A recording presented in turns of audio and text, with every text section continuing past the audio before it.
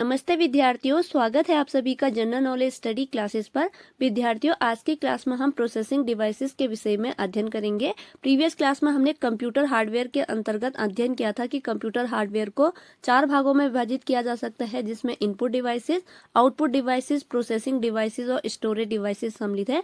तो previous videos में हमने इनपुट डिवाइसेस क्या होती हैं, आउटपुट डिवाइसेस क्या होती हैं, इनपुट डिवाइसेस और आउटपुट डिवाइसेस के अंतर्गत कौन कौन सी डिवाइस सम्मिलित होती है, इनके बारे में प्रीवियस वीडियो में हमने डिटेल से अध्ययन किया है। आज की क्लास में हम प्रोसेसिंग डिवाइसेस के विषय में अध्ययन करेंगे, जिसमें हम सबसे पहले समझ लेते हैं कि प्रोसेसिंग डिवाइस का क्या अर्थ होता है।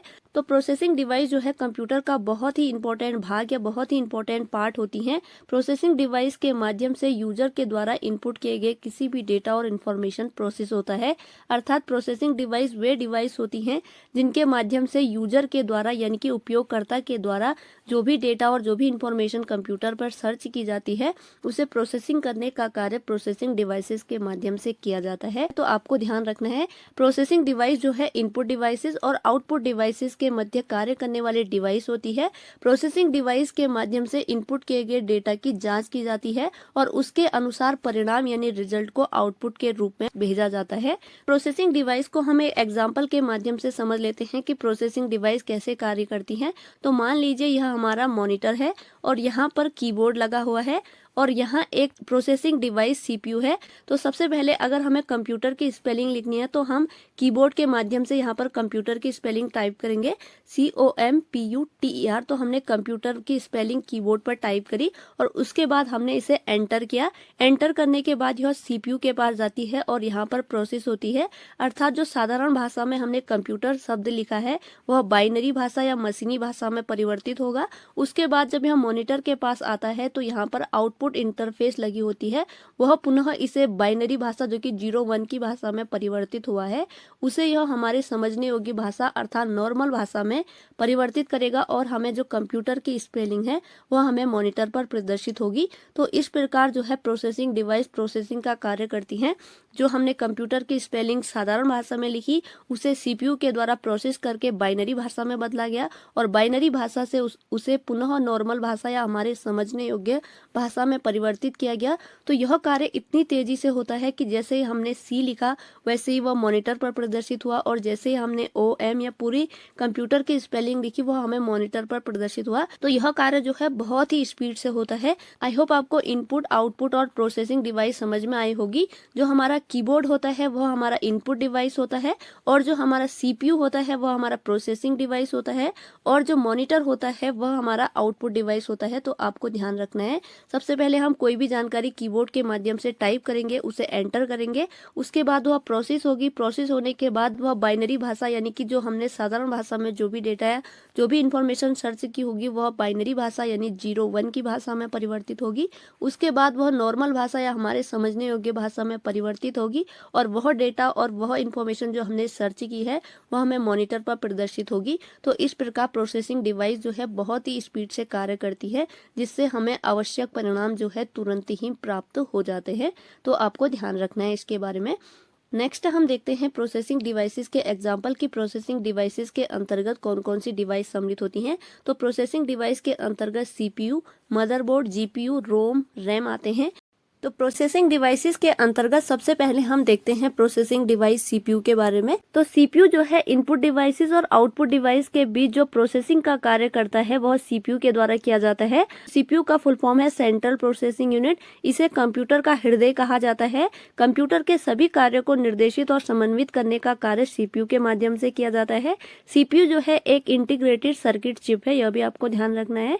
नेक्स्ट हम देखते हैं सीपीयू के भाग या सीपीयू के पार्ट्स। तो इसे 3 पार्ट्स में डिवाइड किया गया है, जिसमें सबसे पहले है अर्थमेटिक लॉजिक यूनिट, उसके बाद है कंट्रोल यूनिट और मेमोरी रजिस्टर या मेमोरी यूनिट। तो सबसे पहले हम समझ लेते हैं कि अर्थमेटिक लॉजिक यूनिट क्या है। तो जैसा कि नाम से स्पष्ट है, अर्थमेटिक यानी कि इसके अंतर्गत अंकगणितीय क्रियाएं जैसे जोड़, घटाना, गुणा, भाग और तुलनाएं आदि होती हैं। तो अर्थमेटिक लॉजिक यूनिट जो है इन सभी क्रियाओं को बाइनरी मेथड से करता है। नेक्स्ट है कंट्रोल यूनिट। तो कंट्रोल यूनिट कंप्यूटर के सभी भागों के कार्यों को कंट्रोल करता है।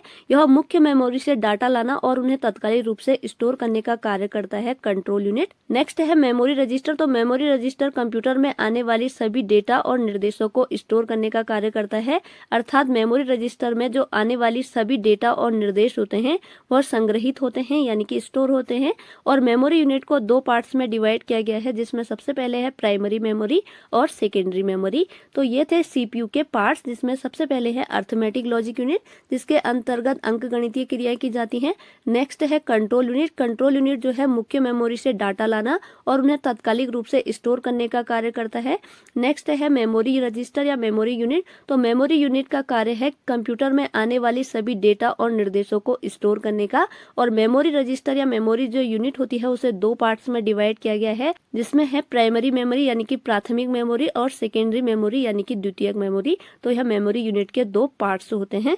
नेक्स्ट प्रोसेसिंग डिवाइस है मदरबोर्ड। तो अब हम मदरबोर्ड के विषय में अध्ययन करेंगे कि मदरबोर्ड क्या होता है। तो मदरबोर्ड जो है इसे अन्य नाम printed circuit board, logic board और सिस्टम बोर्ड के नाम से जाना जाता है।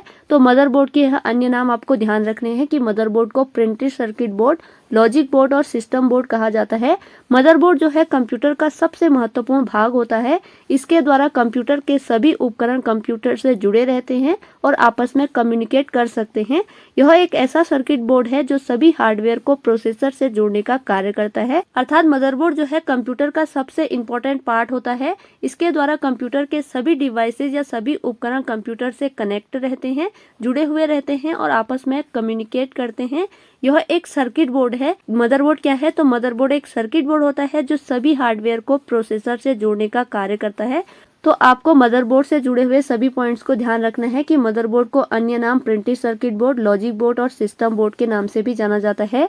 पूछा जा सकता है परीक्षाओं में कि किस प्रोसेसिंग डिवाइस के माध्यम से कंप्यूटर के सभी उपकरण आपस में जुड़े हुए रहते हैं। तो मदरबोर्ड के माध्यम से कंप्यूटर में सभी उपकरण कंप्यूटर से जुड़े रहते हैं। और पूछा जा सकता है परीक्षाओं में कि सभी हार्डवेयर को प्रोसेसर से जोड़ने का कार्य किस प्रोसेसिंग डिवाइस के माध्यम से किया जाता है? तो मदरबोर्ड के द्वारा किया जाता है। मदरबोर्ड जो है कंप्यूटर का मेन बोर्ड यानी कि मुख्य पटल होता है, यह भी आपको ध्यान रखना है। पूछा जा सकता है परीक्षाओं में कि कंप्यूटर में मेन बोर्ड किसे कहा जाता है? तो कंप्यूटर में मेन बोर्ड जो है मदरबोर्ड को कहा जाता है।